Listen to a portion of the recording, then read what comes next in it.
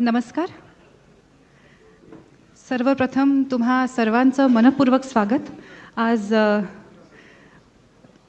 आश्चर्याची गोष्ट ही आहे की मंचावर मान्यवर नसून ते प्रेक्षकात आहेत. तर सगळ्या प्रेक्षकांमधल्या मान्यवरांचंही स्वागत आणि इथे आमंत्रित सर्व लोकांचं स्वागत. त्याचबरोबर या मुलाखतीचं थेट प्रक्षेपण जे सगळे पुणेकर बघतायत आणि लाईव्ह स्ट्रीम जे सोशल मीडियावर बघतायत त्याही सगळ्यांचं मनापासून स्वागत. आणि देवेंद्रजी, आपलंही मनापासून पुण्यात स्वागत. खूप खूप धन्यवाद. पुणेकरांच्या वतीने प्रश्न विचारायला मला सांगितलंय. खरं तर जरा धडकीच भरली आहे, कारण मी पुण्याची नसून पुण्याची सून आहे. तर सगळी सासरची मंडळी समोर जज करायला बसली आहेत असं मला वाटतंय. काही चूक भूल झाली तर आत्ताच मी आधीच माफी मागते. सगळ्यात पहिला प्रश्न हाच आहे की काय म्हणताय देवाभाऊ? देवाभाऊ काही म्हणत नाही, देवाभाऊचं काम बोलतं. वा.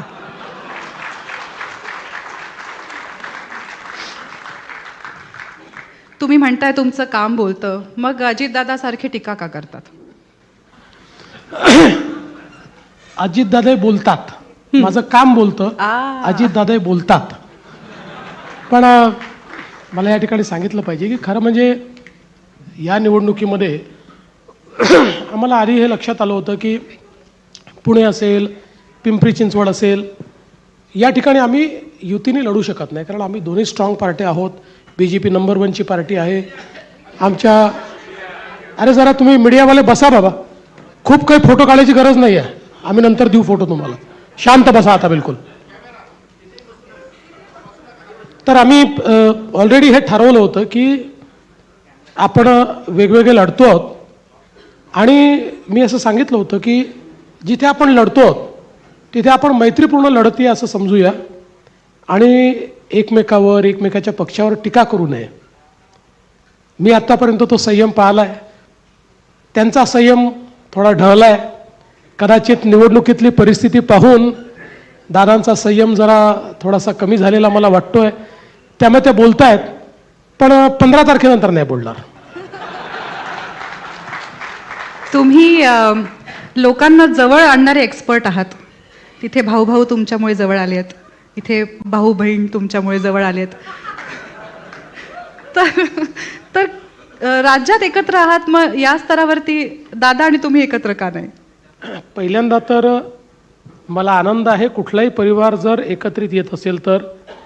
आणि त्या बाबतीत मी राज ठाकरेंचे आभार मानतो की त्यांनी मला क्रेडिट दिलं एकत्रित येण्याचं. आणि ते क्रेडिट मी याकरता घेतलं की हिंदू हृदय सम्राट शिवसेना प्रमुख बाळासाहेब ठाकरेंचं जे स्वप्न होतं, ज्याकरता त्यांनी स्वतः प्रयत्न केला, पण त्यावेळी 2 भाऊ एकत्रित आले नाही, ते जर माझ्यामुळे एकत्रित येत असतील तर मला असं वाटतं की मी चांगलंच काम केलं आहे, मला त्याचा आशीर्वादच मिळेल. आता बहीण आणि भाऊ नेमके एकत्रित आले आहेत का आणि ते माझ्यामुळे आले असतील तर तेही मला धन्यवाद देणार आहेत का हे मला कल्पना याची नाही. 15 तारखेनंतर कळेल. 15 तारखेनंतर कळेल.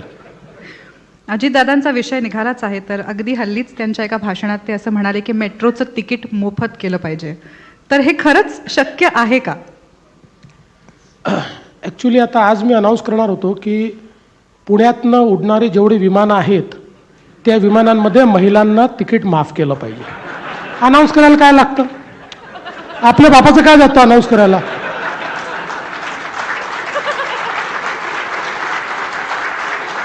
असं आहे. अनेक वेळा बघा, आम्ही राजकीय क्षेत्रातले लोक आहोत. अनेक वेळा निवडणुकीच्या जिंकण्याच्या डेस्परेशनमध्ये ज्यावेळी आम्हाला माहिती असतं की निवडून येता येत नाही, अशा परिस्थितीत आम्ही काही जाहीरनामे काढतो, त्या जाहीरनाम्यांमध्ये काही म्हणतो. पण तरी माझं म्हणणं आहे किमान पब्लिकचा विश्वास बसेल अशा तरी गोष्टी म्हटल्या पाहिजे ना, म्हणजे आपण करू शकू. आता मेट्रो ही काही एकट्या राज्याची नाही आहे, मेट्रो केंद्राची देखील आहे. मेट्रोमध्ये जी मेट्रोची बॉडी असते त्याचे अध्यक्ष हे केंद्रीय सचिव असतात आणि MD हे महाराष्ट्रातले असतात. दुसरं, कुठल्याही मेट्रोला ज्यावेळेस आपण त्याचं फेअर फिक्सेशन करतो, कायद्याने त्याची फेअर फिक्सेशन कमिटी तयार झाली आहे. आणि त्या फेअर फिक्सेशन कमिटीलाच ते अधिकार आहेत, कायद्याने दिले आहेत. म्हणजे उद्या माझ्या मनात आलं की तिकीट माफ करून टाकायचं आहे तरी मला करता येत नाही. ती फेअर फिक्सेशन कमिटी सांगते इतका खर्च आहे, ऑपरेशनल तरी खर्च निघाला पाहिजे. समजा जर हा खर्च या ठिकाणी तुम्ही काढणार नसाल आणि कन्सेशन द्यायची असतील तर तुम्ही कुठनं पैसे देणार आहे सांगा. आणि म्हणून ज्या गोष्टी आपल्या हातातच नाहीत त्या गोष्टींची आश्वासनं. आणि मी तुम्हाला एक सांगतो, मी पुणेकरांना जवळून ओळखतो. पुणेकर जे आहेत हे वेळेवर टॅक्सेस भरणारे लोक आहेत. आता तर ऑनलाईनचा जमाना आहे, पण मी ते देखील बघितलेलं आहे की जेव्हा एकमेव शहर की ज्या शहरामध्ये लाईन लावून टॅक्सेस भरणारे, लाईन लावून विजेची बिलं भरणारे ते केवळ या पुण्यामध्ये बघितलं. पुणेकरांना मोफत नको आहे, पुणेकरांना रिलायबल आणि डिपेंडेबल हवं आहे. पुणेकरांना उत्तम अशा प्रकारचे मेट्रोची सेवा, उत्तम अशा प्रकारची बसची सेवा हवी आहे. या सगळ्या सेवा चांगल्या झाल्या पाहिजेत ही पुणेकरांची अपेक्षा आहे. त्याकरता जो काही मिनिमम खर्च आहे तो पुणेकर देतील.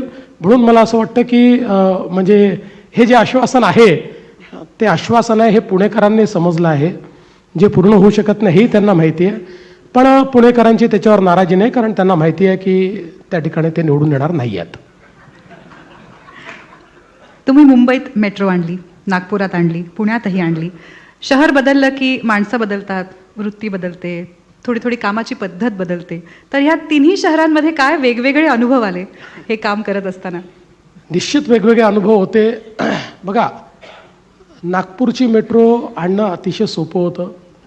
त्या ठिकाणी मेट्रो आणली, एक नागपूर मेट्रो नावाची कंपनी तयार केली आणि त्यातनं त्याचं काम सुरू केलं. गडकरी साहेब होते, मी होतो, आम्ही सगळं ते काम सुरू केलं. त्यानंतर पुण्याची मेट्रो जी थोडी आमच्या आधी घोषित झाली होती, म्हणजे मोदीजींनी घोषणा केली होती की ही मेट्रो करायची आहे, पण इथे थोडा वाद चालला होता त्या संदर्भात. कारण शेवटी पुणेकर हे विचारवंत लोक आहेत आणि विचारवंतांचं एकमत करणं हा देखील एक कठीण कार्य आहे. कारण असं नाही की मी म्हणजे टीका करत नाही, पण इतक्या बारीक बारीक गोष्टींमध्ये पुणेकर जातात आणि प्रत्येक गोष्टीचे एक्सपर्ट्स इथे आहेत. त्यामुळे त्या सगळ्या एक्सपर्ट्सला कन्व्हिन्स करणं हे फार कठीण काम होतं. शेवटी एक बैठक आम्ही घेतली. गडकरी साहेब मला म्हणाले की देवेंद्र, हे असं होणार नाही, तू मुख्यमंत्री म्हणून बैठक बोलव, मी त्या बैठकीत येतो, आपण हा निर्णय करू. आणि त्या बैठकीत सगळ्यांचं म्हणणं ऐकून घेतलं आणि शेवटी आम्ही सांगितलं आता ही मेट्रो अशीच होईल, यापेक्षा वेगळी होणार नाही आणि आता मी करणार आहे. आणि मग मी ते कामही नागपूर मेट्रोला दिलं. आता नागपूर मेट्रो त्याचं नाव याकरता होतं की नागपूरला पहिल्यांदा त्यांनी काम चालू केलं म्हणून त्याच कंपनीचं नाव नागपूर मेट्रो होतं. लगेच पुण्यातले आमचे काही मित्र माझ्या अंगावर आले, बघा नागपूरला काम दिलं, हे काम होणारच नाही. मग मी देखील थोडा पुणेकरांसारखा वागलो आणि नागपूर मेट्रो या कंपनीचं नाव महामेट्रो कंपनी केलं आणि महामेट्रोला ते काम दिलं. आणि मी तुम्हाला सांगतो की एकदा काम सुरू झालं मग मात्र पुणेकरांनी इतकी त्याच्यामध्ये मदत केली, कारण शेवटी एक मेट्रो करताना किती त्रास होतो आपल्याला, पण इतकी मदत केली की देशामध्ये फास्टेस्ट मेट्रोचा रेकॉर्ड नागपूरचा होता, त्याहीपेक्षा फास्ट पुण्याची मेट्रो त्यानंतर तयार झाली. आणि मुंबई, मुंबईचं तर Mumbai is a very professional city. त्यामुळे मुंबईमध्ये पब्लिकचा त्रास नसतो. मुंबईमध्ये त्रास जो असतो तो 17-18 अथॉरिटीज मुंबईमध्ये आहेत. सो एक आपल्याला जर एक आपण हिशोब बघितला तर मुंबईमध्ये जुन्या सरकारने 15 वर्षात 11 किलोमीटर मेट्रो केली होती. 11 किलोमीटरला 15 वर्ष त्यांना लागले. आणि मी ज्यावेळेस या मेट्रोचं मुंबईच्या प्लॅनिंग केलं आणि काम सुरू केलं, 5 वर्षामध्ये 437 किलोमीटरच्या मेट्रोचं प्लॅनिंग करून काम सुरू केलं. त्यातलं जवळपास 200 किलोमीटरचं काम आता पूर्ण होत आहे. आता पुण्यानंतर आता दिल्लीनंतर सर्वात मोठा मेट्रोचा रूट हा मुंबईमध्ये आहे. मुंबईमध्ये दुसरा प्रॉब्लेम आहे. मुंबईमध्ये लोकांचा प्रॉब्लेम नव्हता, मुंबईमध्ये प्रॉब्लेम होता आमचे मित्र उद्धव ठाकरेजींचा.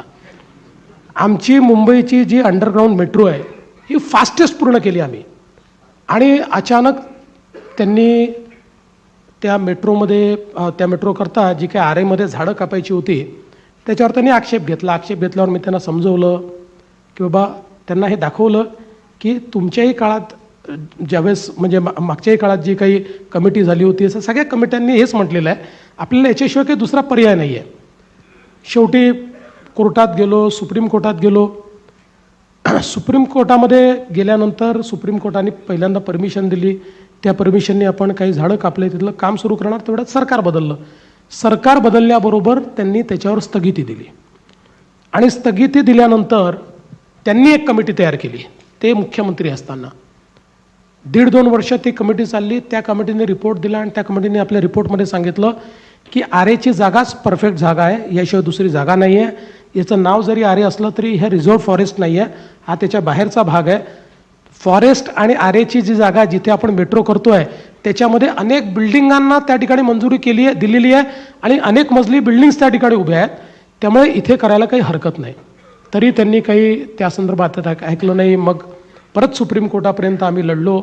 सुप्रीम कोर्टाने फार चांगला त्या संदर्भातला निर्णय दिलेला आहे आणि सुप्रीम कोर्टाने असं सांगितलं की या ठिकाणी जेवढी झाडं या मेट्रोकरता कापली जाणार आहेत ती सगळी झाडं त्यांच्या एंटायर लाईफस्पॅनमध्ये जेवढं कार्बन सिक्वेस्ट्रेशन करतील तेवढं ही मेट्रो 82 दिवसाच्या फेऱ्यांमध्ये करेल आणि हा रिपोर्ट लावून सुप्रीम कोर्टाने त्याला मान्यता दिली. आणि मग पुन्हा सरकार आल्यावर आम्ही सुप्रीम कोर्टाच्या त्या निकालाच्या आधारावर तिथली जी काही आहे मेट्रो म्हणजे स्थगिती हटवली. फक्त त्याचा परिणाम एवढा झाला की जी अंडरग्राऊंड मेट्रो आम्ही 3.5 वर्षात पूर्णत्वाकडे नेली होती ती 3 वर्ष लेट झाली आणि त्याची कॉस्ट केवळ या कारशेडमुळे जे थांबवून ठेवलं होतं 10,000 कोटी रुपयांनी वाढली. 10,000 कोटी म्हणजे 10,000 कोटी रुपयाचा भुर्दंड. असं आहे की पर्यावरणप्रेमी सगळेच आता आम्ही आहोत, एकही झाड कापताना आम्हालाही दुःख होतं, पण ही झाडं कापल्याशिवाय मेट्रो शेड होऊ शकत नव्हतं. आणि जर मेट्रो हे त्या झाडांपेक्षा जास्त चांगलं पर्यावरणाला सोल्युशन असेल, बरं ही झाडं कापली तर नुसती झाडं कापली का, त्याच्यात 10 पट झाडं लावली जी वाढली आहेत, ज्याचा रिपोर्ट आम्ही दिलेला आहे. आत्ताही सुप्रीम कोर्टात ज्यावेळेस आम्ही गेलो होतो त्यावेळेस सुप्रीम कोर्टाने विचारलं, त्याचा रिपोर्ट आम्ही दिला, ती झाडं मोठी झालेली आहेत त्याचे फोटोग्राफ्स आम्ही दिले. त्यामुळे मला असं वाटतं की केवळ इगो करता मुंबईमधल्या विशेषतः, पण जी आमच्या बाकी ओव्हरहेड मेट्रो होत्या त्याच्यामध्ये मात्र फार त्रास झाला नाही, कारण मी एक वॉर रूम तयार केली होती. त्या वॉर रूमच्या माध्यमातून महाराष्ट्रातले सगळे मेट्रो प्रोजेक्ट्स आम्ही मॉनिटर करायचो. त्यामुळे मुंबईमध्ये ज्या 18 ऑथॉरिटीजची परमिशन घ्यावी लागते त्या सगळ्यांना एका टेबलवर बसवायचो आणि सांगायचो की तुमच्या काय अडचणी आहेत ते इथे सांगा, इथे आणि आत्ता मला परमिशन पाहिजे आहेत. असं म्हटल्यानंतर 3-4 महिन्यात त्या परमिशन्स यायच्या. आज पु ल देशपांड्यांना विशेष आनंद होत असेल. योगायोगाने 2 नागपूरकर जे आता मुंबईकर आहेत पुणेकरांसमक्ष संभाषण करतायत. वा. आणि या तिन्ही लोकांच्या वैशिष्ट्यांबद्दल तुम्ही आत्ता बोललात. आत्ता बोलता बोलता आरेचा विषय आला आणि मला पटकन त्याचं इक्विव्हॅलंट पुण्याचं डोक्यात आलं. पुण्याच्या टेकड्या.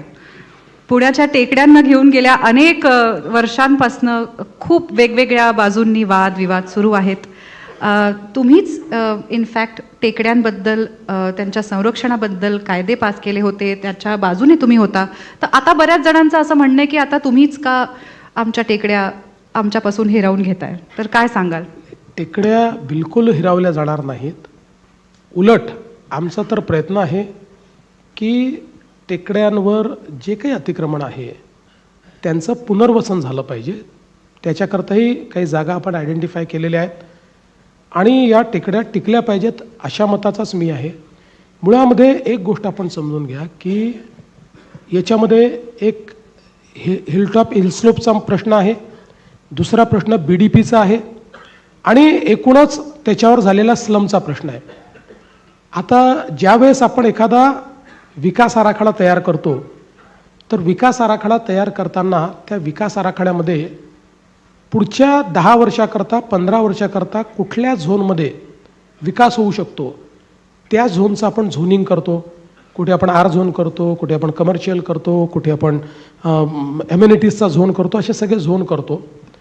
आणि 10 वर्षात जिथपर्यंत विकास पोचणार नाही असं आपल्याला वाटतं त्याला नो डेव्हलपमेंट झोन करतो. त्याला NDZ म्हणतात. NDZचा अर्थ नेव्हर डेव्हलपमेंट झोन असतो, तो नो डेव्हलपमेंट झोन असतो. या NDZचे 2 भाग असतात. एक नॅचरल एरिया असतो. हा नॅचरल एरिया जो असतो तो नो डेव्हलपमेंट म्हणजे तो नेव्हर डेव्हलपमेंट झोन असतो. आणि जो नॅचरल एरिया नसतो तो फक्त NDZ असतो, म्हणजे to be developed in the future. आता पुण्याच्या विकास आराखडा ज्यावेळेस तयार झाला ते पुण्याच्या विकास आराखड्यामध्ये नॅचरल एरिया आणि NDZ या सगळ्या एरियाला एक नवीन नामकरण देण्यात आलं, जे फक्त पुण्यात सापडतं तुम्हाला. बाकी कुठल्याच DPत तुम्हाला NDZ शिवाय त्याला दुसरं नामकरण दिसणार नाही. पुण्यात त्याचं नामकरण झालं BDP, बायोडायव्हर्सिटी पार्क.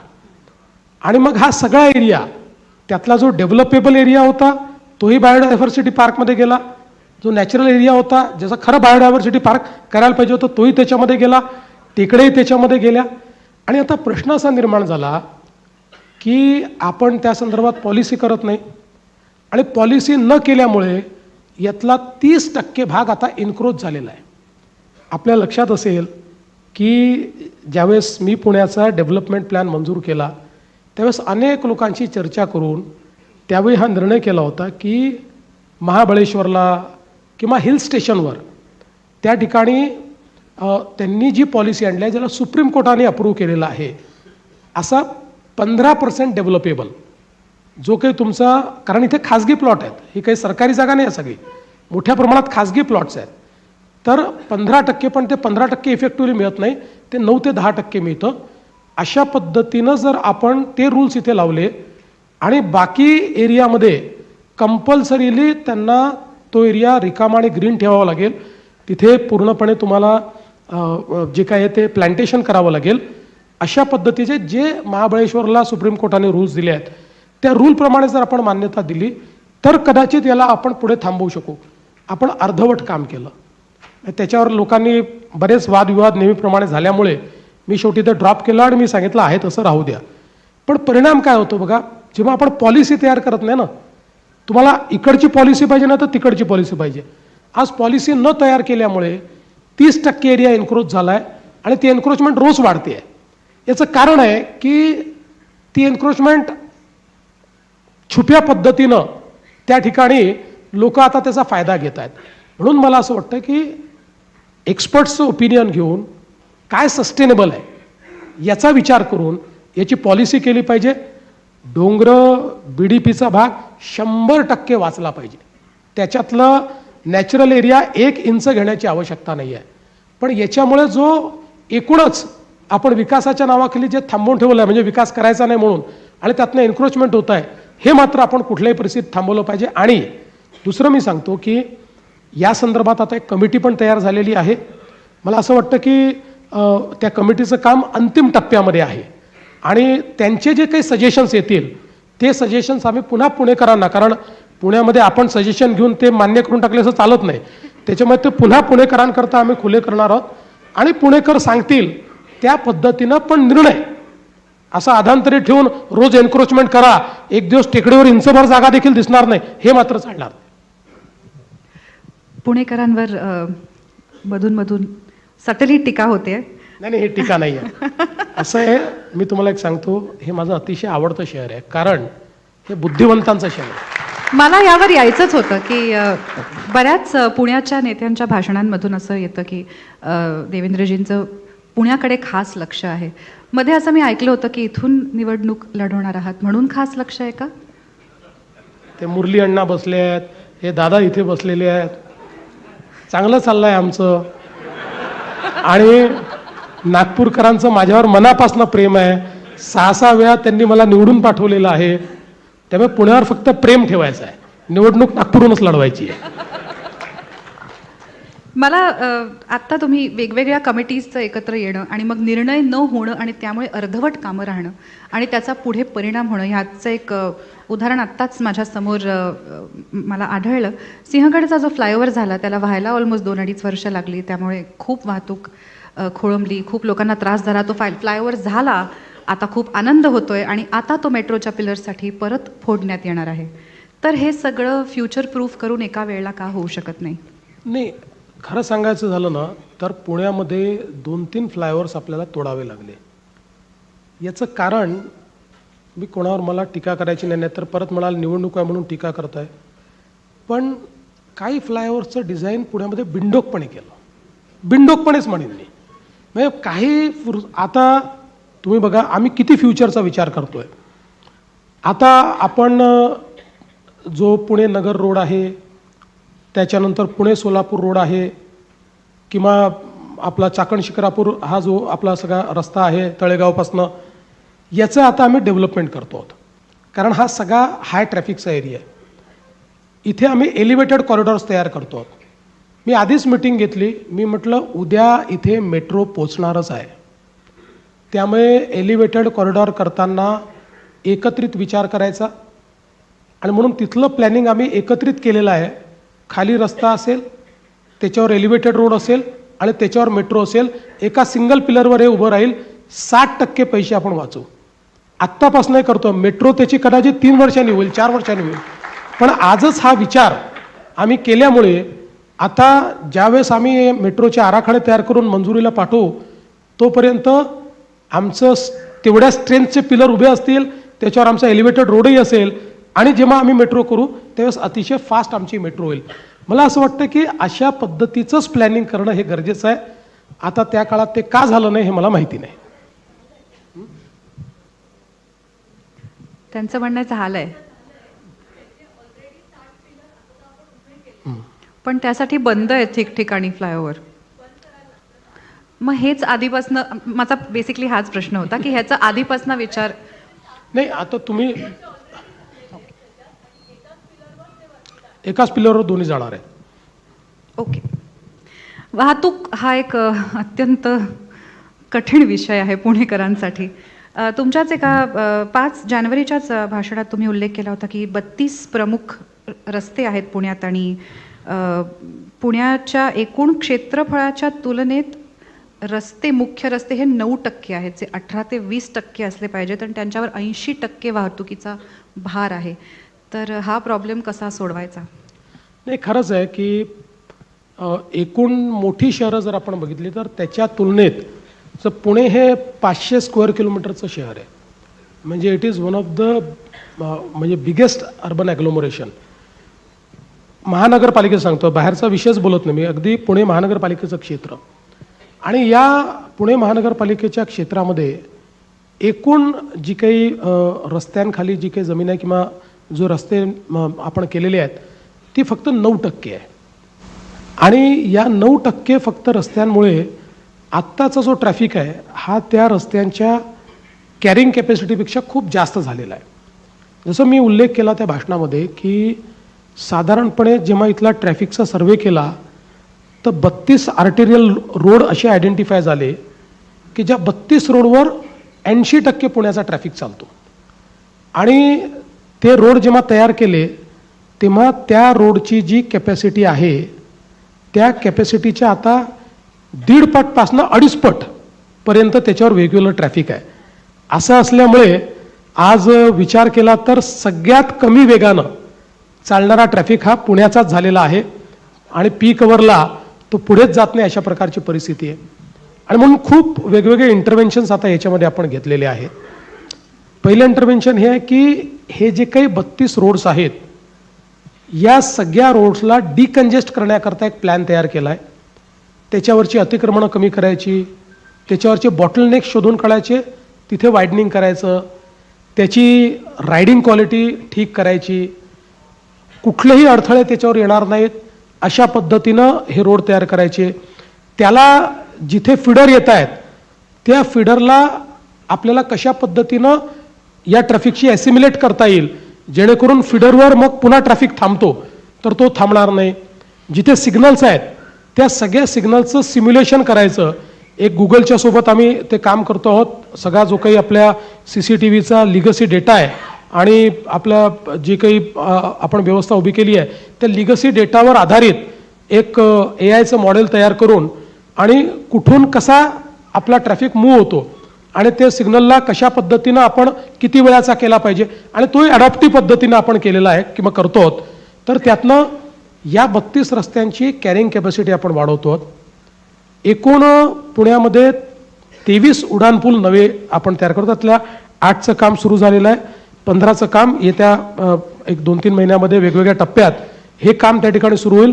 आणि म्हणजे आधीच कॅव्हिएट म्हणून सांगून देतो, की ह्या उड्डाणपुलांचा विचार करताना भविष्यात 20-25 वर्षात तोडावा लागणार नाही, 40 वर्षात, अशा पद्धतीनं त्याचं ऑलरेडी प्लॅनिंग जे आहे ते आपण या ठिकाणी केलेलं आहे. आणि त्याचसोबत असं आहे की पुण्यामध्ये खाली पण जागा उरलेली नाही, वरची पण जागा संपते आहे, म्हणून आता पुण्याला एक पाताल लोक तयार करणार आहोत आम्ही. म्हणजे पुण्यामध्ये टनेल्सचं एक जाळं आम्ही तयार करणार आहोत. आणि हे ज्यावेळेस मी सांगितलं तर अनेक लोकांना वाटलं की आता निवडणूक आहे म्हणून मी सांगतोय, असं नाही. म्हणून मी मुद्दाम तेवढाच एक कागद या ठिकाणी घेऊन आलो की त्याचं कंप्लीट प्लॅनिंग हे आम्ही या टनेलचं केलेलं आहे. एकूण जर आपण विचार केला तर या ठिकाणी 56 किलोमीटरचे टनेल्स हे आम्ही तयार करणार आहोत.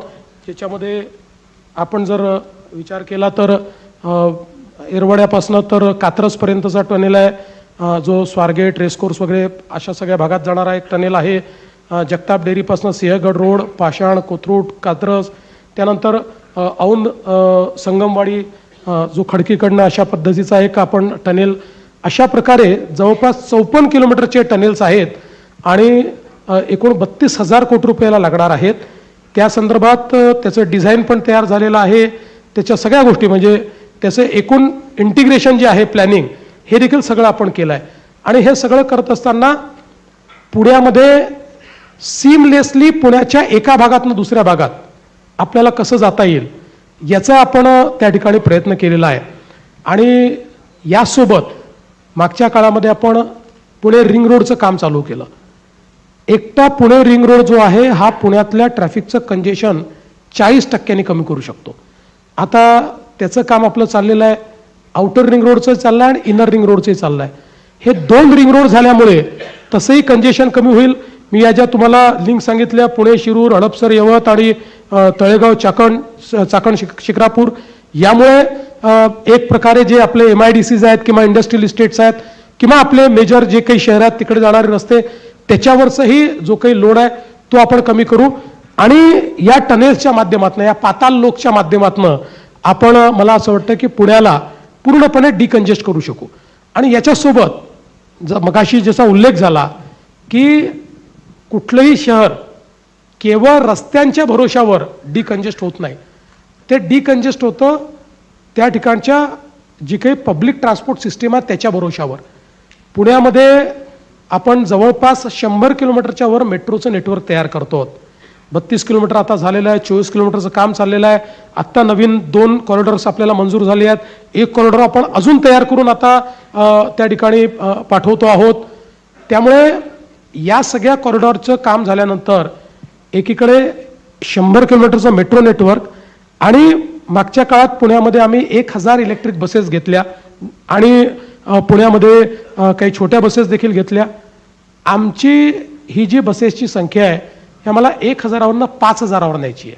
5000 EV बसेस या पुण्यामध्ये आपल्याला घ्यायच्या आहेत, जेणेकरून एक एंड टू एंड अशा पद्धतीचं आपण इंटिग्रेशन तयार करू शकू की कुठल्याही व्यक्तीला कुठूनही कुठे जायचं असेल तर 300 मीटरमध्ये त्याला कुठलं ना कुठलं पब्लिक ट्रान्सपोर्ट मिळालं पाहिजे आणि तो आपल्या गंतव्यापर्यंत पोहोचला पाहिजे. अशा पद्धतीनं या ट्रॅफिकचं पूर्ण याचं प्लॅनिंग केलं. आणि आता आपल्याला ॲप बेस देखील हे प्लॅनिंग पाहायला मिळतं. आजही आपण त्या ठिकाणी जर विचार केला तर आपल्याला ट्रॅव्हल प्लॅन तयार करून मिळतो. आता मुंबईमध्ये जसं सिंगल तिकीटवर ट्रॅव्हल प्लॅन तयार केला आहे तसंच पुण्यामध्येही पुणे आणि पिंपरी चिंचवड आणि PMPL या सगळ्यांना एका तिकिटावर आणून एकाच प्लॅटफॉर्मवर एंड टू एंड याचं सोल्युशन आपल्याला द्यावं लागेल. तेव्हा रस्त्यावरची गर्दी आपण कमी करू शकू. मला वाटतं पब्लिक ट्रान्सपोर्ट इतका सक्षम झाला तर पुणेकर स्वतःचं वाहन रस्त्यावर फार काढणार नाहीत आणि त्यांनी खूप प्रॉब्लेम सुटतील. कारण नाहीतर ट्रॅफिक सेन्ससाठी वेगळ्या कार्यशाळा घ्याव्या लागतील. पुण्याचा ट्रॅफिक सेन्स खूपच कमाल असल्यामुळे स्वतःचं वाहन काढायला लागले पुणेकर की भीतीच वाटते.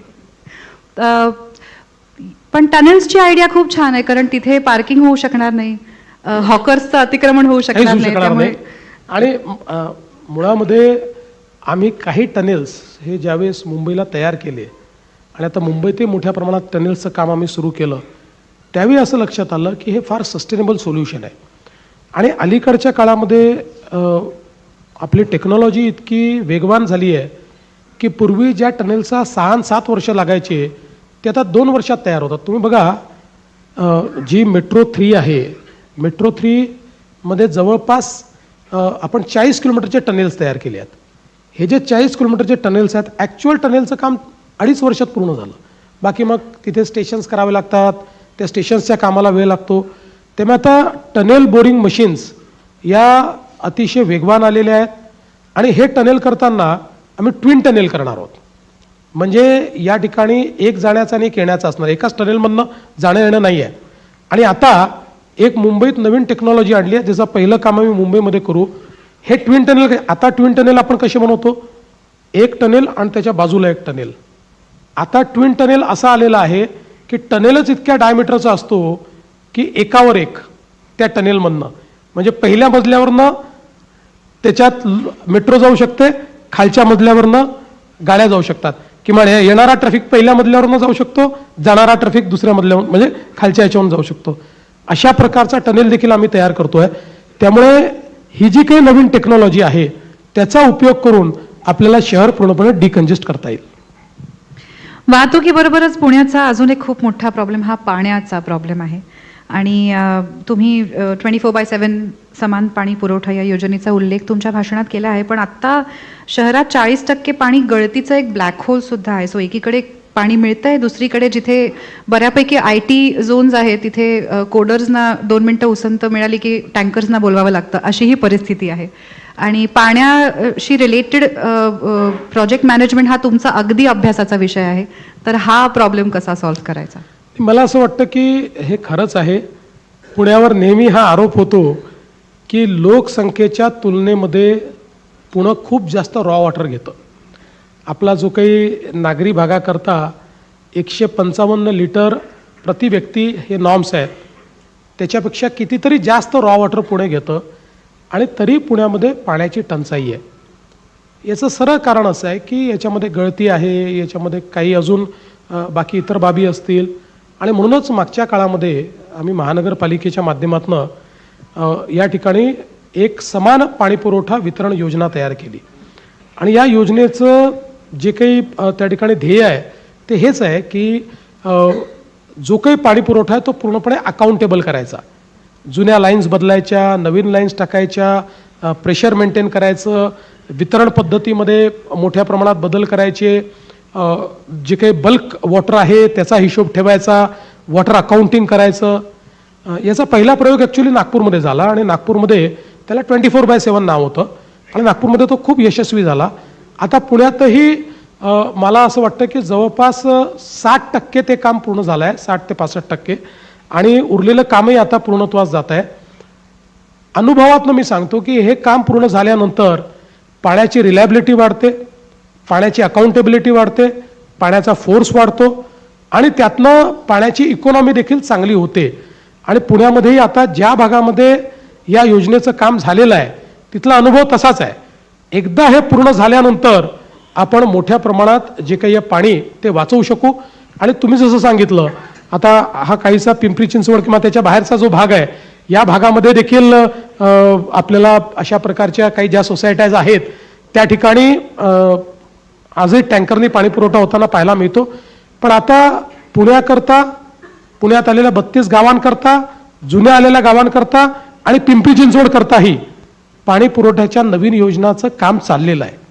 या योजना पूर्ण झाल्यानंतर या सगळ्या भागामध्ये नीट पाणी राहील. सध्या तरी पुण्याला पाण्याची कमतरता असणार नाही, पण पुढच्या काळामध्ये पुण्याकरता नवीन सोर्स हा आम्हाला बघावाच लागेल. कारण पुण्याची लोकसंख्या ज्या पद्धतीने वाढते आहे, हे फास्टेस्ट ग्रोईंग ॲग्लोमरेशन आहे, फास्टेस्ट ग्रोईंग सिटी आहे. आणि पुढच्याही काळामध्ये आता हा जो काही रिंग रोड होतोय ना, या रिंग रोडमुळे, म्हणजे मी जेव्हा हा रिंग रोड करायला घेतला त्यावेळी एक साधारणपणे स्टडी केला, तर तो स्टडी केल्यानंतर माझ्या असं लक्षात आलं की हा रिंग रोड केल्यामुळे जी या ठिकाणी ग्रोथ होणार आहे ती जर आपण मॉनिटाईज केली तर 2.5 लाख कोटी रुपयाची वेल्थ तयार होणार आहे. 2.5 लाख कोटी रुपयाची. म्हणजे याचा अर्थ असा आहे की खूप मोठ्या प्रमाणात गुंतवणूक होणार आहे, रोजगाराची निर्मिती होणार आहे आणि त्यातनं अर्थातच पुण्याची पॉप्युलेशन देखील वाढणार आहे. आणि म्हणून त्याचा विचार करता काही नवीन सोर्सेसचा विचार करावा लागेल. दुसरं, जे काही सांडपाणी आहे त्याच्या पुनर्वापराचा आपल्याला विचार करावा लागेल. आपल्याला रॉ वॉटर जे आहे ते कमी कसं करता येईल त्याचा विचार आपल्याला करावा लागेल. अशा अनेक गोष्टी या पुढच्या काळात आपल्याला कराव्या लागतील. त्यामुळे आता पुण्याकरता नवीन सोर्सेस तयार करणं हे देखील आता आमचं एक प्रकारे काम आहे. मी मध्ये एका रिक्षा ड्रायव्हर बरोबर कुठेतरी पुण्यात फिरत होते. नशिबाने तो मला हो म्हणाला आणि मला घेऊन जात होता, कारण तेही रेअर आहे.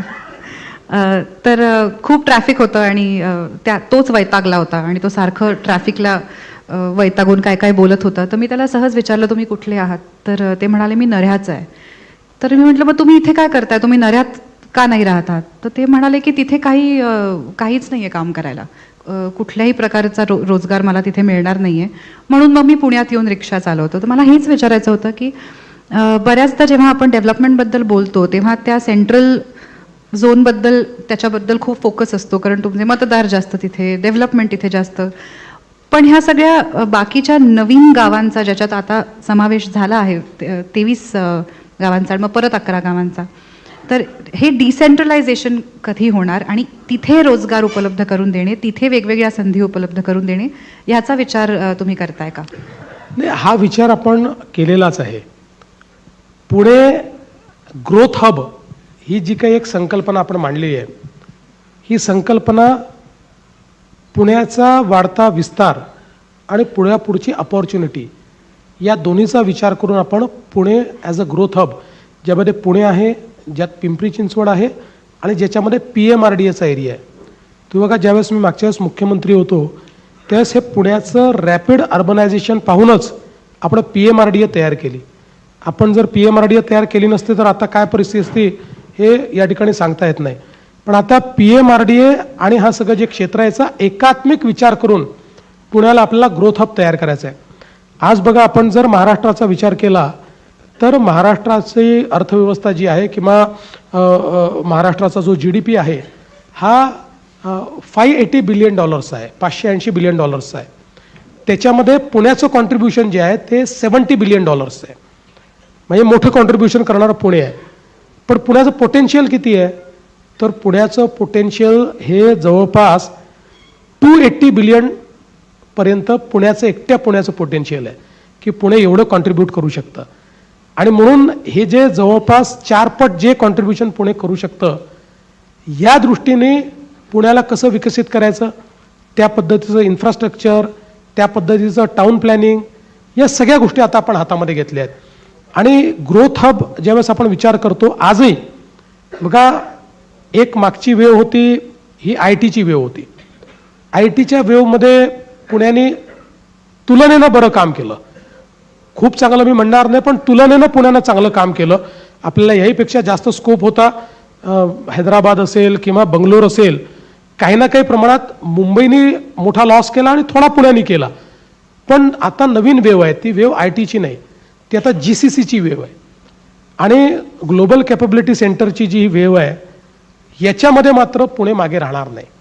कारण आत्ताच गेल्या 2-3 वर्षातला जर आपण विचार केला तर Pune accounts for 25% of the GCCs which have come to India.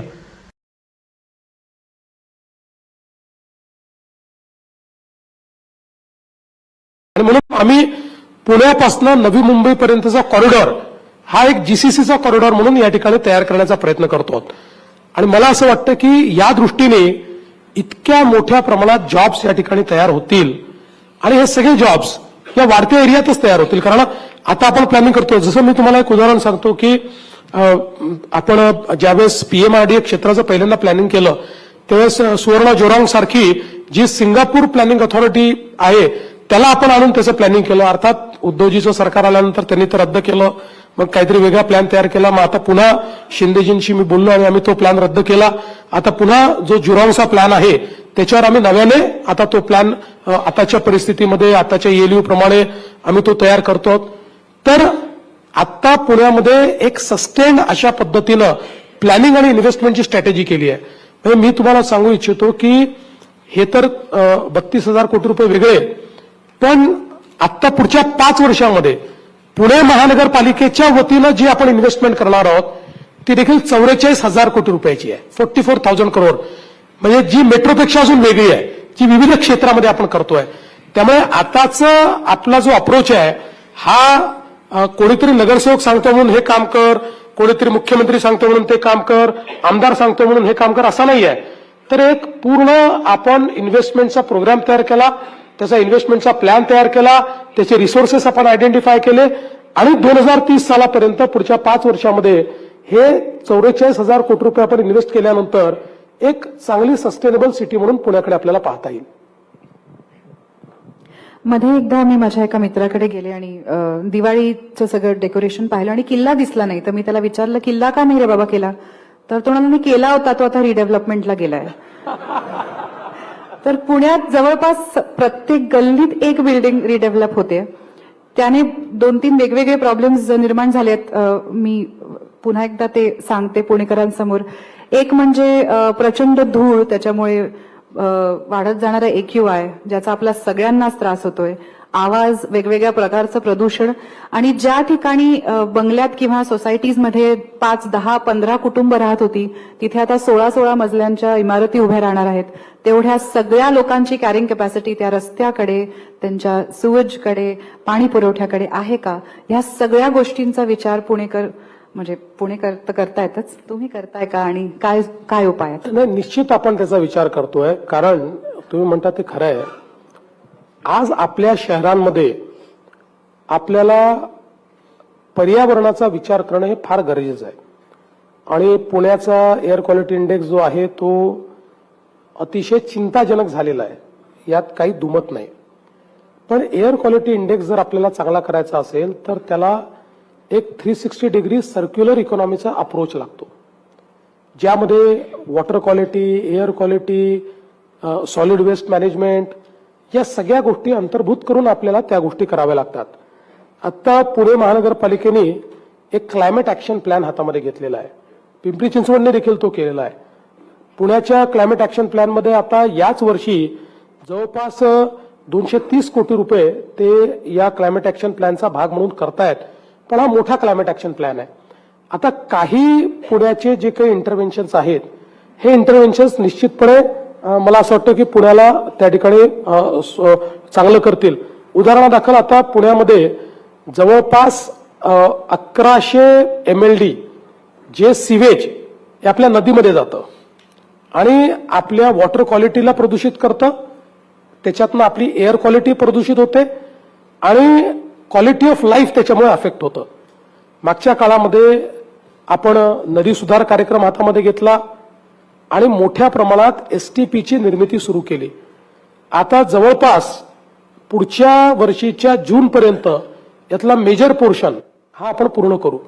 आणि मग आज जे काही अनट्रीटेड सिवेज हे सगळं आपल्या नदीमध्ये चाललंय, नाल्यांमध्ये चाललंय, वेगवेगळ्या इंटरसेप्टर्समध्ये चाललेलं आहे. हे जवळपास मॅक्सिमम आपण ट्रीट करून त्याच्यामध्ये टाकू. थोडंसं त्याही नंतर राहील, त्याचे अजून काही प्रोजेक्ट हातामध्ये घेतले आहेत, ते पूर्ण व्हायला अजून पुढचे 2 वर्ष लागणार आहेत. पण याच्यामुळे आपण जो काही वॉटर क्वालिटी आहे ती वॉटर क्वालिटी आपण सुधारू शकू आणि त्यातनं आपण या प्रदूषणावर मोठ्या प्रमाणात काम करू शकू. दुसरं आहे घनकचऱ्याचं व्यवस्थापन. कारण आपल्याकडे आपण बघा वर्षानुवर्ष डम्पिंग करत राहिलो. सगळ्यात जास्त ग्रीन हाऊस गॅसेस हे डम्पयार्ड्स त्या ठिकाणी त्याचं एमिशन करतात आणि इतक्या मोठ्या प्रमाणात आपण डम्पिंग करत राहिलो. पण आता जेव्हापासनं मोदीजींनी स्वच्छ भारत योजना सुरू केली आणि जसं आपल्याला नदी सुधार कार्यक्रमात जायकाच्या माध्यमातून 2000 कोटी रुपये मिळाले, तसंच मोदीजींनी आपल्याला या सगळ्या स्वच्छ भारत योजनेमध्ये मोठ्या प्रमाणात निधी दिला. आणि आज त्याच्यातनं पहिलं काम काय होतंय तर सगळे जे डम्पयार्ड आहेत यातली लिगसी वेस्ट जी आहे त्याचं बायोमायनिंग करायचं, त्याचं कॅपिंग करायचं आणि ती जागा रिक्लेम करायची. म्हणजे जो काही पोटेन्शियल बॉम्ब तिथे आहे, आज फॉर्च्युनेटली टेक्नॉलॉजीजमुळे गडकरी साहेबांचं एक फार आवडतं वाक्य आहे की nothing is waste, everything is wealth. Circular इकॉनॉमीचं हेच तत्व आहे. त्यामुळे ही लिगसी वेस्ट जी आहे ही पण आता आपल्याला त्या ठिकाणी वेल्थमध्ये कन्व्हर्ट करता येते. त्यामुळे त्याचं काम चाललेलं आहे. 1 वर्षामध्ये पुण्याचे जेवढे डम्पयार्ड्स आहेत जुने, त्या सगळ्या डम्पयार्डचं कॅपिंग आणि त्या ठिकाणचं बायोमायनिंग हे आपण पूर्ण करणार आहोत. पुढच्या काळामध्ये डम्पिंग करावं लागू नये म्हणून आपण काही व्यवस्थाही केल्या आहेत.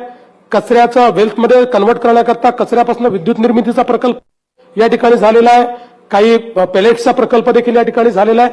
आणि आता दुसऱ्या टप्प्यामध्ये ही जी काही कॅपॅसिटी आहे पुण्याची ती अजून 700 टनांनी आपण वाढवतो.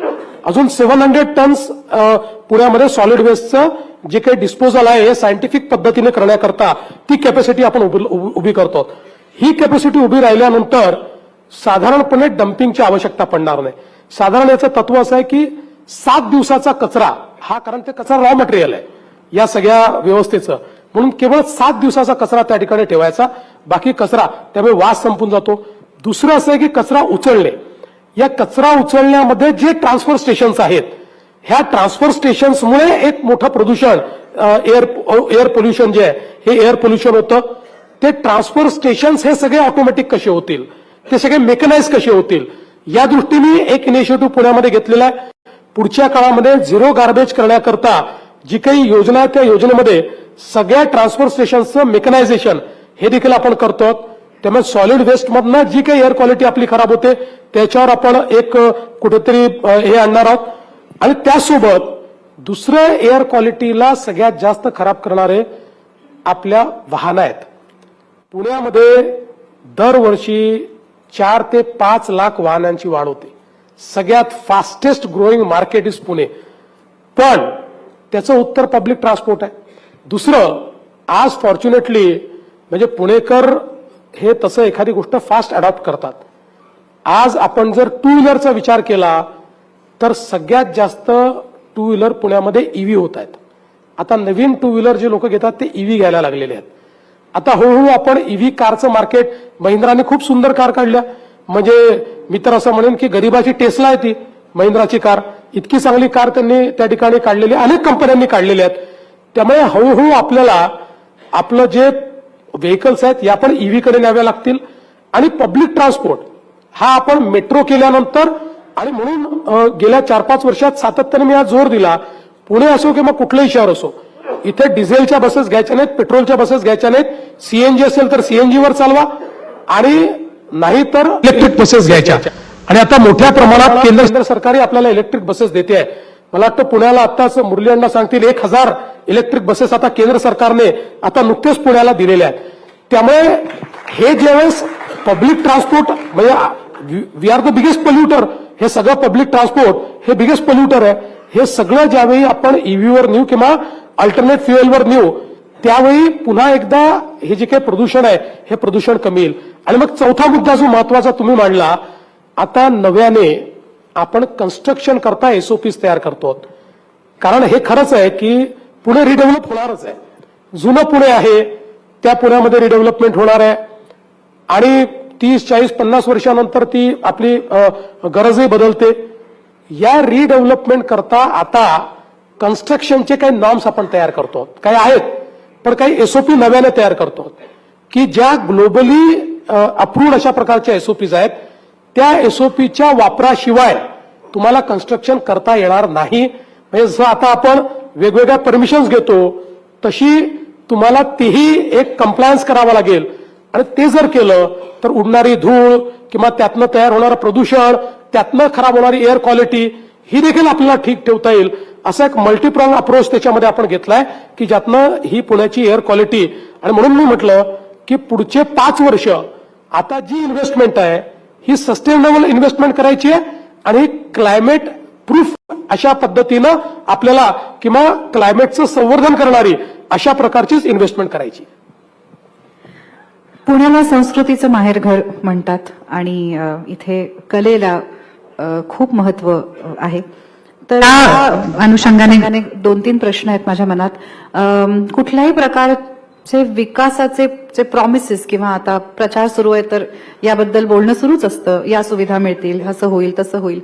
यात कोणीही पुण्याच्या सांस्कृतिक अँगलकडे बघत नाही.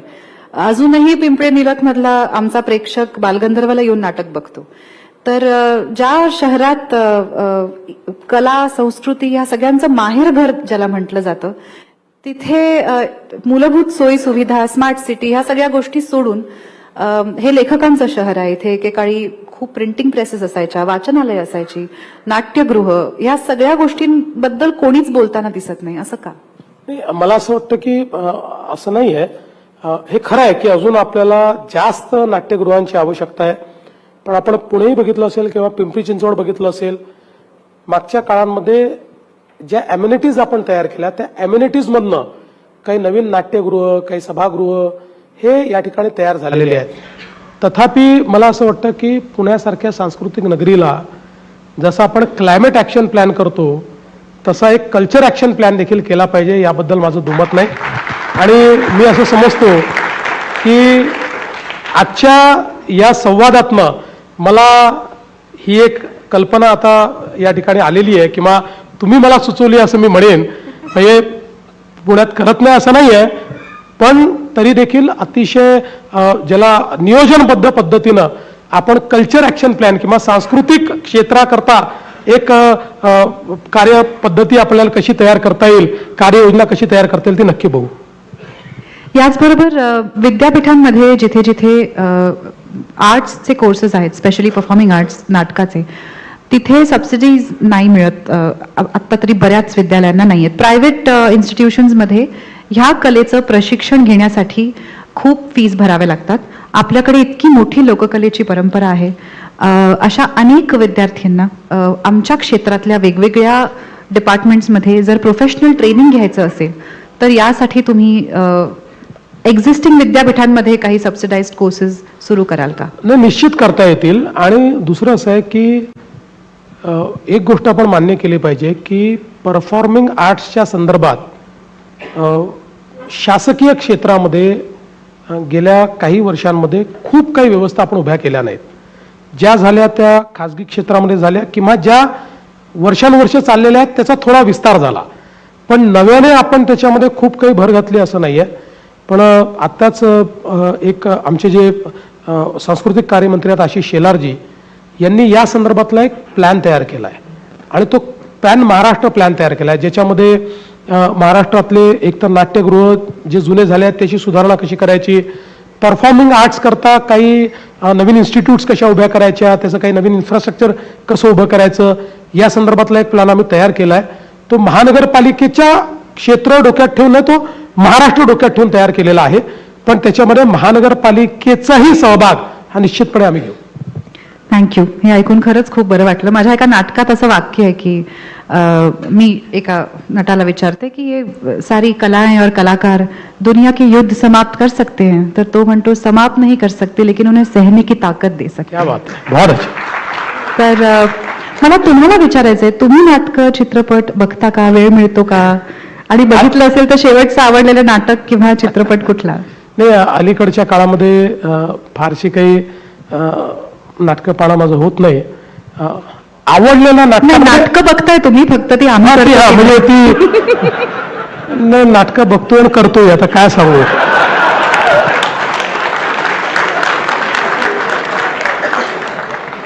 पण मला सांगतो की म्हणजे पूर्वी खूप नाटकं बघायचो आणि म्हणजे मला आवडलेल्या नाटकांपैकी मी काही फार सिरियस माणूस नाही आहे. मला थोडं त्यानं सही रे सही जे नाटक होतं ते मला खूप आवडलं होतं. ते अजून माझ्या मनामध्ये नेहमी असतं, अजूनही पाहायची ती इच्छा होते.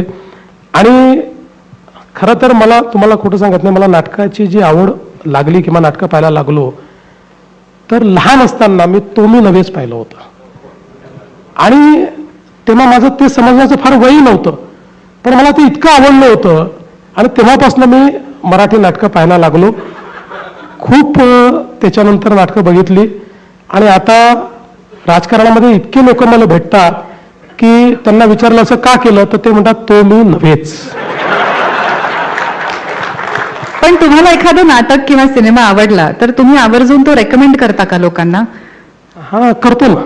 मला असं कळलंय तुमच्या काही खास नागपूरच्या मित्रांकडनं की तुम्ही एक चित्रपट पाहिला, तो तुम्हाला इतका आवडला की तो तुम्ही सगळ्यांना रेकमेंड केला आणि इतका रेकमेंड केला की तुम्हाला जर तिकीट काढायचं नसेल तर मी तिकीट काढून देतो, पण हा चित्रपट तुम्ही बघायलाच पाहिजे असं म्हणून अनेक लोकांना सुदामा टॉकीजला पाठवलं आणि तो चित्रपट खूप वाईट होता. नागपुरी भाषेत म्हणायचं तर टुकार होता. आणि त्यानंतर हे सगळे मित्र आले परत देवेंद्रजींकडे. बरं, गेलेही यासाठी होतं की देवेंद्रजींनी रेकमेंड केलं तर चांगला असेल बाबा सिनेमा, परत आले आणि त्यांच्याशी भांडू लागले की का तू असा वागलास, तर ते काय म्हणाले हे तेच सांगतील. हे असं मी 3-4 वेळा केलं. एखादा चित्रपट आवडला नाही आणि अगदी फ्लॉप चित्रपट असला की मैं अकेला क्यों सहू, ही आपली भूमिका होती. त्यामुळे जो भेटेल त्याच्याकडे त्या चित्रपटाचं असं मार्केटिंग करायचो मी, अशी तारीफ करायचो की तो गेलाच पाहिजे. आणि जाऊन आल्यानंतर तो परत विक्टीम व्हायचा, त्यामुळे तो मग माझा त्या क्राईम मधला साथीदार व्हायचा. मग आम्ही दोघं मिळून अजून 3-4 लोकांना पाठवायचो. असं 3-4 सिनेमांचं आम्ही केलंय. हे एक वेगळंच मल्टी लेवल मार्केटिंग. वा वा वा. चित्रपटांचा विषय निघाला आहे तर एक गोष्ट मी विचारल्याशिवाय खरंच राहू शकणार नाही. माझ्या इंडस्ट्रीतले सगळ्यांना मला उद्या तोंड दाखवायचंय. हल्लीच एका चित्रपटाच्या बाबतीत हे झालं होतं. एका नावावरून वाद झाला आणि त्या चित्रपटाला सेन्सॉर बोर्डचं सर्टिफिकेशन होतं. त्या नावावरून जी याचिका दाखल केली होती ती फेटाळून लावलेली होती, त्याची कोर्टाची ऑर्डर होती. असं असून सुद्धा त्या चित्रपटाला नाव बदलावं लागलं. हे फक्त ह्यासाठी झालं की काही फ्रिंज एलिमेंट्स तिथे येऊन नॅशनल टीव्हीवरती त्यापैकी एका व्यक्तीने असं सांगितलं होतं की सेन्सर बोर्ड काही देव नाही. तर जर शासनाच्या परव्ह्यू खाली येणाऱ्या एका संस्थेनी आम्हाला सर्टिफाय केलं असेल, कोर्टाची ऑर्डर असेल, तर मग आम्ही कोणाकडे जायचं अशा वेळेला? नाही, तुम्ही आमच्याकडेच या, कोणा दुसऱ्याकडे जाऊच नका. यापूर्वी अनेक वेळा असं घडलं की सेन्सर बोर्डाने सर्टिफिकेट दिल्यानंतर काही लोकांनी अनाऊन्स केलं आम्ही हा पिक्चर चालू देणार नाही. मी कधी त्याच्या मेरिटमध्ये गेलो नाही. माझं म्हणणं स्पष्ट असतं, सेन्सर बोर्डाने जर सर्टिफिकेट दिलाय तर तो सिनेमा चालला पाहिजे. आणि तुम्हाला आवडला नाही तर कोर्टात जा, कुठल्याही लिगल फोरमला जा, लिगल फोरममध्ये जाऊन त्याला अडकवा, पण चालू देणार नाही हे योग्य नाही. त्यामुळे गेल्या म्हणजे जितके काळ मी गृहमंत्री आहे तितक्या काळात अशी ज्या ज्या वेळेस वेळ आली आम्ही चालू देणार नाही, त्यावेळी मी ती चित्रपटांना त्या ठिकाणी संरक्षण देऊन चालवलं. माझं असं मत आहे की कायद्याने तुम्ही कुठलाही प्रतिवाद करा, बिना म्हणजे हातात कायदा घेऊन जर प्रतिवाद असेल तर माझ्यातला गृहमंत्री जागा होईल आणि तो त्या ठिकाणी ऍक्शन घेईल. तुम्ही गृहमंत्री म्हटलं तर मला हा मुद्दा आठवला. हल्लीच एक आरोप झालाय तुमच्यावर की पुण्यात अनेक गुन्हेगारांना उमेदवारी दिली गेली आहे. तर एक गृहमंत्री म्हणून तुम्हाला यावर काय प्रतिक्रिया व्यक्त करावीशी वाटते? नाही, हे मला असं वाटतं की कोणाला तरी आवडलाय प्रश्न. नाही, सगळ्या पुणेकरांना आवडलेला प्रश्न आहे हा. आणि मलाही हा प्रश्न पडलेला आहे की यांना उमेदवारी देण्याची आवश्यकता काय आहे? इतके 60 लाख पुणेकर आहेत, त्या 60 लाख पुणेकरांमध्ये अशीच माणसं का मिळाली हाही प्रश्न आहे. खरं तर मला कधी कधी असं वाटतं की आपण एकीकडे सगळे म्हणतो गुन्हेगारी संपली पाहिजे, सगळ्यांच्या मनात आहे. अनेक वेळा तर मी भाषणं ऐकली आहेत की पुण्यातली कोयता गँग संपवा, पुण्यातली गुन्हेगारी संपवा, पुण्यातली गुन्हेगारी संपली नाही तर मी पोलीस आयुक्त तुमच्यावर कारवाई करीन. अशी भाषणं केल्यानंतर मग त्याच गुन्हेगारांना तिकीटं द्यायची आणि त्यांच्या समर्थनार्थ बोलायचं, हे किती चुकीचं आहे. अतिशय मला असं वाटतं की हे पुणेकरांना बिलकुल आवडणार नाही. तुम्ही त्यातनं काही मार्ग काढा. बघा, मी तर या निवडणुकीत ठरवलंय कुठली टीका करायची नाही, मी टीका पण करत नाही. पण कुठेतरी माझ्यातल्या गृहमंत्र्यांना देखील असं वाटतं की चाललं काय आहे की एकीकडे तुम्ही जर सांगताय की गुन्हेगारी संपली पाहिजे आणि दुसरीकडे गुन्हेगारांना तिकीटं आपण देतो आणि मग त्याच्यामध्ये या पार्टीत तो गेलाय म्हणून दिलाय आणि त्यांच्याशी अलायन्स आहे, या सगळ्या गोष्टीला अर्थ नाही आहे. मी तर असं म्हणेन की म्हणजे ही जी काही पद्धती आहे ना, तो एक गालिबचा शेर आहे की ता उम्र गालिब मैं यही भूल करता रहा, धूर चेहरे पर थी और आईना पोछता रहा. अशा पद्धतीचं हे आहे की आपण इकडे गुन्हेगारीवर बोलायचं आणि तिकडे गुन्हेगारांना तिकीटं द्यायची. मला असं वाटतं योग्य नाही आहे. गुन्हेगार निवडून आले तरीही जर ते गुन्हेगार असतील तर त्यांची जागा महानगरपालिका नसेल, ती जेलच असेल. फक्त तिकीटं देणं नाही, आय थिंक थोडंसं एम्पावरिंग पण होतं पुण्यात गुन्हेगारांचं. रस्त्यावरती 5-10 लोक दंगा करत असतील रात्री, तर आता हिंमत होत नाही त्यांना जाऊन असं सांगायचे की तुम्ही हे रेसिडेन्शियल एरियामध्ये करू नका, कारण त्यांचा कोणाचा तरी कोणीतरी असतो. तर नाही, काळजी करू नका, या सगळ्यांची कंबर मोडणार आहे, कोणाला सोडत नाही. आपण अगदी शेवटाकडे आलो आहोत. 5च मिनिटं आहेत आपल्याला. अजिबातच हा कार्यक्रम वाढवता येणार नाहीये, वेळच असा आहे. तर एक रॅपिड फायर प्रथेप्रमाणे करायलाच हवं नाही का? चला तर मग. दादा कोण? चंद्रकांत दादा की अजित दादा?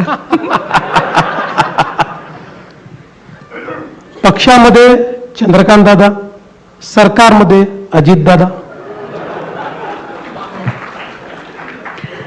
नाटक की सिनेमा? सिनेमा. कारण नाटक पाहायला वेळ कमी मिळतो, सिनेमा अर्ध्या रात्री डाउनलोड करून पाहता येतो. डेक्कनचं वैशाली का रुपाली? असं आहे की आपण पाणीपुरी सेवपुरी वाले लोक आहोत, त्यामुळे वैशालीच. वा. गणेशोत्सव पुण्यातला का मुंबईतला? गणेशोत्सव पुण्यातला.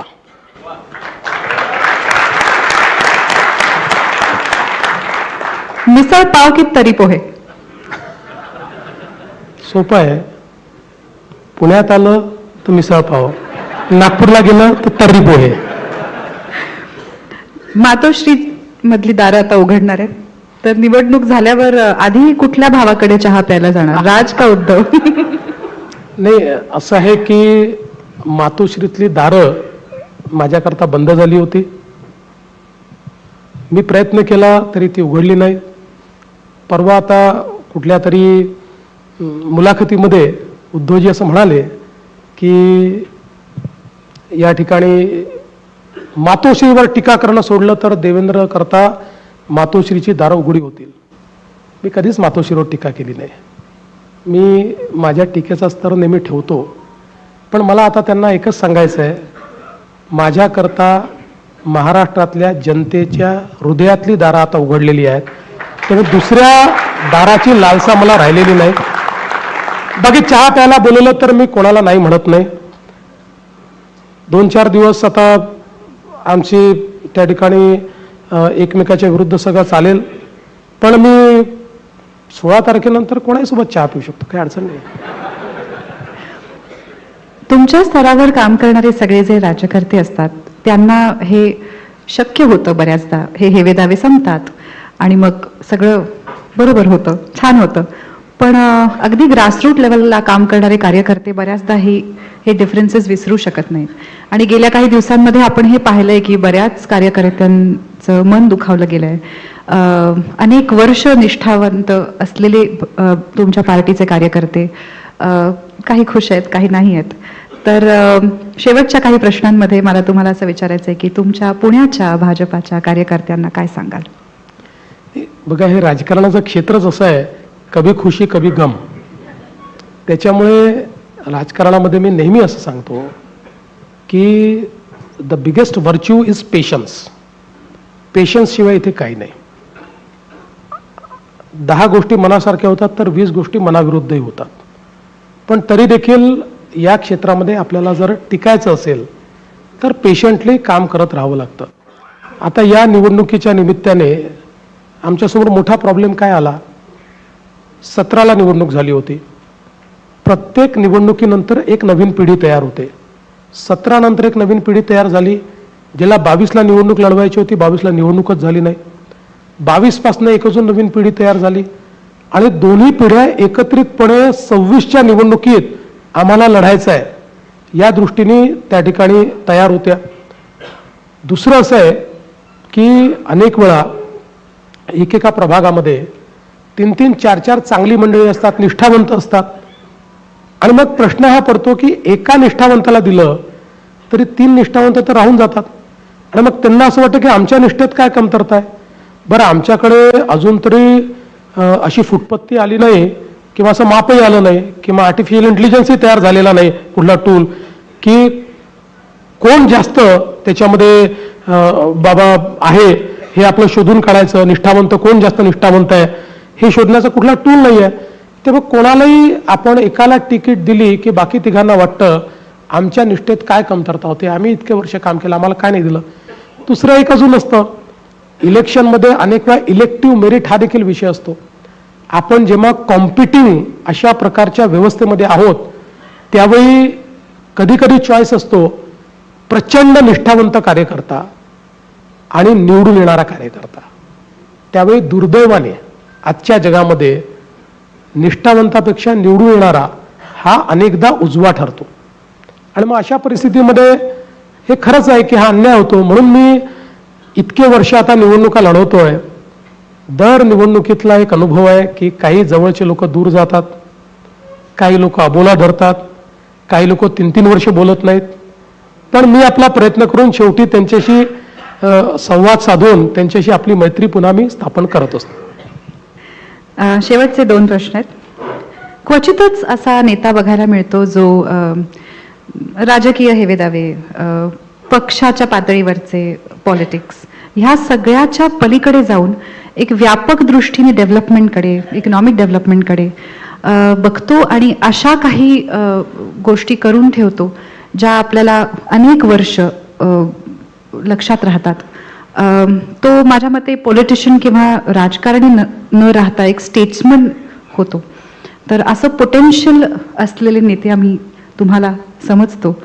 तर काय वाटतं तुम्हाला याबद्दल? तुम्ही समजता त्याबद्दल मी तुमचे आभार मानतो. तसा होण्याचा प्रयत्न निश्चितपणे आहे. कारण मला असं वाटतं की नेता कोणाला म्हणायचं, माझी डेफिनेशन अगदी स्पष्ट आहे. नेता तो आहे जो अनेकांना इन्स्पायर करू शकतो आणि नेता तो आहे जो 20 वर्ष पुढचं पाहू शकतो. या 2 गोष्टी जर तुमच्यामध्ये असतील तर तुम्ही नेतृत्व करू शकता. त्यामुळे हा माझा प्रयत्न असतो की आपल्या कामातनं, आपल्या व्यवहारातनं लोकांना इन्स्पायरी करता आलं पाहिजे आणि आपल्याला 20 वर्ष पुढचं पाहता आलं पाहिजे, त्याकरता प्लॅन करता आलं पाहिजे. हे जर जमलं तर स्टेट्समन होईल, नाही तर नेता राहील. शेवटचा प्रश्न, अगदीच आपण थोडेसे वेळेच्या पुढे आहोत, पण पुणेकरांच्या तुमच्याकडनं काय अपेक्षा आहेत हे तर तुम्हाला एव्हाना कळलं असेल. माझ्याकडे तसे काही प्रश्नही होते. तुमच्या पुणेकरांकडनं काय अपेक्षा आहेत आणि तुम्ही पुणेकरांना या निवडणुकीच्या साठी काय सांगाल? 2च अपेक्षा. सगळ्यात महत्वाची अपेक्षा ही आहे की 15 तारखेला मतदानाला जा आणि कमळाचंच बटन दाबा. आणि दुसरी छोटी अपेक्षा जी माझ्या पक्षासहित सगळ्यांकडे आहे, पुण्यामध्ये लागणारे होर्डिंग जरा कमी करा आणि इल्लीगल होर्डिंग तर लावूच नका. इतकं सुंदर शहर आहे, ते शहर इतकं विद्रूप आपण करतो आणि मला तर समजतच नाही की अनेक वेळा मला अनेक होर्डिंग पाहायला मिळतात की ज्या होर्डिंगवर ज्याला बाजूचा ओळखतो की माहीत नाही त्याचा मोठा फोटो असतो आणि फलाने आप्पाचा, ढिकाने अण्णाचा वाढदिवस आणि अजून कुठले तरी 4 चेहरे त्याला असे दिसलेले असतात. त्यातला एखादा चेहरा अशी जाड सोन्याची चेन घातलेला चेहरा असतो. हे जे काही आहे ते थोडं आता कंट्रोलमध्ये आलं पाहिजे. आपल्याकडे अजून वेळ आहे. मला अधिकाऱ्यांनी सांगावं असेल तर मी अजून प्रश्न विचारते आणि नाही तर मला असं वाटतं 10 वाजले आहेत. गृहमंत्री उल्लंघन करायला ना. गृहमंत्र्याला उल्लंघन करता येत नाही. ठीक आहे. धन्यवाद पुन्हा एकदा. थँक्यू. खूप खूप आभार. थँक्यू.